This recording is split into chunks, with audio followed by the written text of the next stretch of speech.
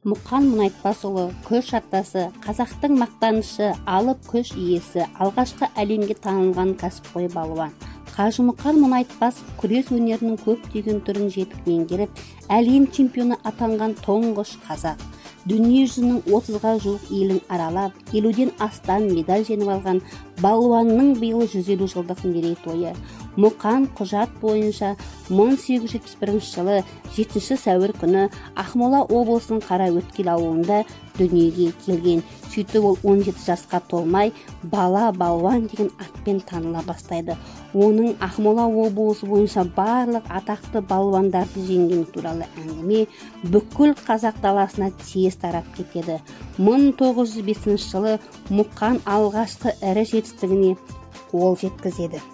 Мұқан Мұнайтпасұлы лақап аты көп болады. Ямагата Мұханура, Қара Иван, Қызыл Маска, Қара Мұстафа. Осылайша оның лақап аты өте көп.